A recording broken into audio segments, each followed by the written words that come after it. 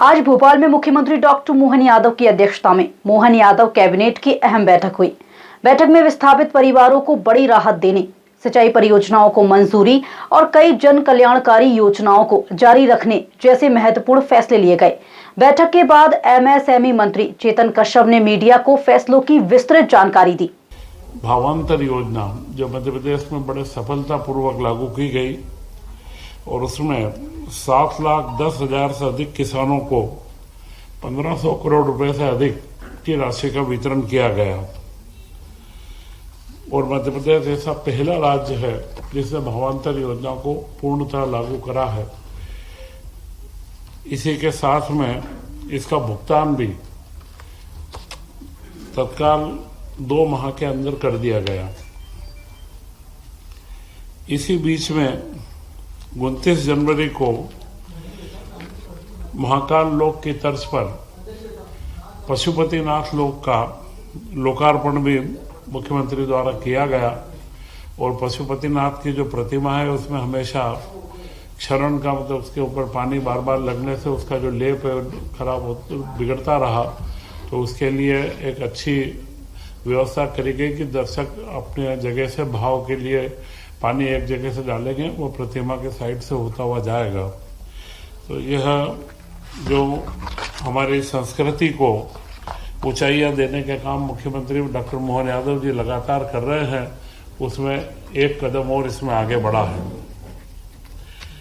एक प्रदेश में पहली बार भोपाल के अंदर ही 30 जनवरी को पुष्प महोत्सव आयोजित किया गया।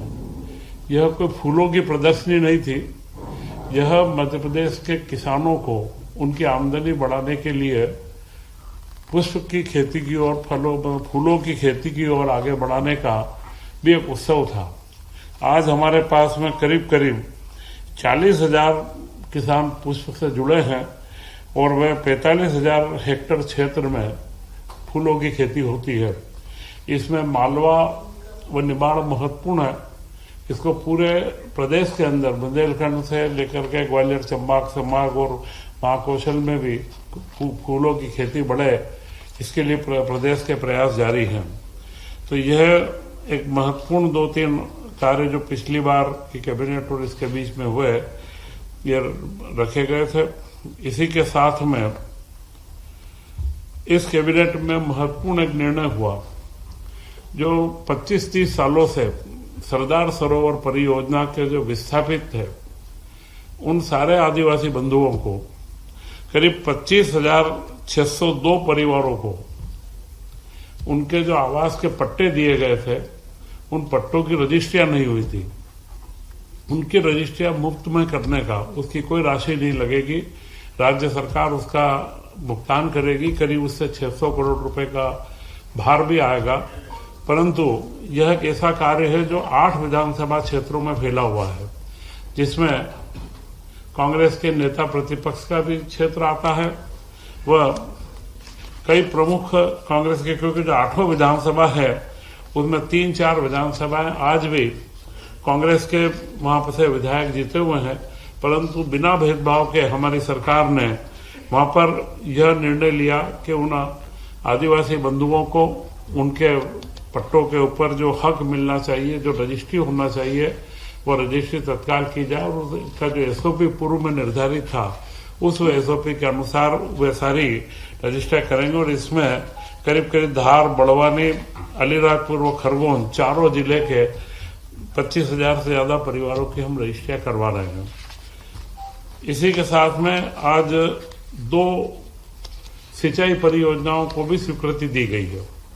यह सिंचाई परियोजना बाणसागर बांध के ऊपर स्थापित है। बाणसागर बांध से इनको पानी मिलेगा, क्योंकि बाणसागर बांध में जब से बना है, मध्य प्रदेश सरकार का जो हिस्सा है उसमें से हम 60 से 65% ही उपयोग कर पा रहे हैं। बाकी हिस्सा हमारा करीब 250 एमसीयू का हिस्सा हमारा बाकी है। तो उसके उपयोग को बढ़ाने के लिए हमने बड़े तेजी से कार्य प्रारंभ करे हैं। तो यह जो 2 परियोजनाएं यहाँ स्वीकृत हुई है, एक है धनवाही सूक्ष्म सिंचाई परियोजना और यह दोनों परियोजनाएं लिफ्ट इरिगेशन वो प्रेशर पाइप के माध्यम से हर एक के खेत में जाएगी। इसमें कोई जमीन का अधिग्रहण नहीं होगा, सिर्फ पंपिंग स्टेशन के लिए 1-1 हेक्टेयर भूमि का अधिग्रहण किया जाएगा। पहली योजना 53 करोड़ की है, 53.73 करोड़ की, और उसमें 3500 हेक्टेयर सिंचाई होगी और करीब करीब 2810 कृषक इसमें लाभान्वित होंगे। दूसरी योजना है बरही सूक्ष्म उद्यम सिंचाई परियोजना। यह कटनी जिले की बरही एवं विजय राघवगढ़ तहसील के अंदर इसका विस्तार रहेगा। यह 566.92 करोड़ की योजना है, जिसमें 20,000 हेक्टेयर में सिंचाई होगी और 11,500 कृषकों को इसमें सीधा लाभ मिलेगा। तो यह 620 करोड़ 85 लाख की योजना है, 23,500 हेक्टेयर के अंदर जिसका फैलाव रहेगा और 14,000 किसान बंधुओं को इसमें लाभ मिलेगा। ये 2 सिंचाई परियोजनाओं को हमने आज स्वीकृत, मुख्यमंत्री जी के अध्यक्षता के अंदर इसको स्वीकृत करा है। और यह अगर आप देखेंगे तो 2003 तक प्रदेश के अंदर करीब 7-7.25 लाख हेक्टेयर के अंदर सिंचाई होती थी, जो हमारे राजा महाराजाओं के काल से लेकर के और पूरे कांग्रेस की सरकार के बाद में 2003 तक का एक आंकड़ा था।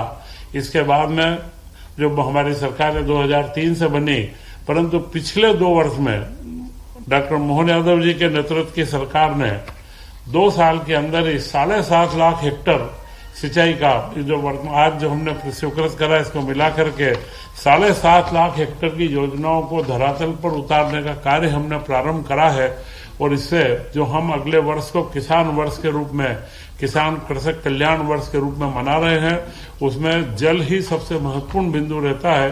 तो उसमें हम बड़ी गंभीरता से कार्य कर रहे हैं और जल के साथ में इन सिंचाई परियोजनाओं के अंदर जब भी बड़ी योजनाएं बनती है तो विस्थापितों का एक बड़ा मामला रहता है। तो हमने यह उदाहरण भी दे रहे हैं कि जो 25,000 परिवारों को पट्टे बना करके जो सिंचाई परियोजना के माध्यम से कोई हमारे बंधुओं को जो समस्या आती है उनका भी हम निराकरण तत्काल करेंगे।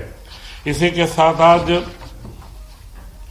विभिन्न परियोजनाएं, यह एक सामान्य प्रक्रियागत कार्य है। 26-27 से 30-31 तक के लिए 4 साल के लिए कई विभागों की विभिन्न जो योजनाएं हैं उनकी निरंतरता का निर्णय लिया गया है। उसमें लोक वित्त की कुछ योजनाएं हैं, वित्त विभाग की 8 योजनाएं, मुख्यमंत्री जन कल्याण महत्वपूर्ण मुख्यमंत्री जन कल्याण संबल योजना, इसको 30-31 तक बढ़ाया गया है। विधानसभा क्षेत्र निर्वाचन योजना आर्थिक का खाली स्थापना कार्यालय व्यय का है। पशुपालन में मुख्यमंत्री पशुपालन विकास योजना, इसकी निरंतरता आगे बढ़ाई गई है। पशु चिकित्सा विज्ञान महाविद्यालय जबलपुर ब्लॉक ग्रांट योजना, इसको भी 555 करोड़ का भार है, इसे आगे बढ़ाया गया है। पशुपालन एवं डेयरी में गौ संवर्धन और पशु विकास की योजना, महिला बाल विकास में किशोर कल्याण निधि की योजना, घरेलू हिंसा की पीड़िता के लिए सहायता योजना एवं पिछड़ा वर्ग में अल्पसंख्यक स्वरोजगार व उद्यम योजना, ये सारी योजना करीब 15,009 करोड़ का जिनका वित्तीय भार है, इन योजनाओं की निरंतरता की स्वीकृति दी गई है। एक बड़े लंबे समय से कर्मचारियों के मामले रुके थे, उसमें जो राज्य समाज कल्याण बोर्ड को भंग करके उनके कर्मचारियों का संविलियन अब महिला बाल विकास में करने की स्वीकृति दी गई है।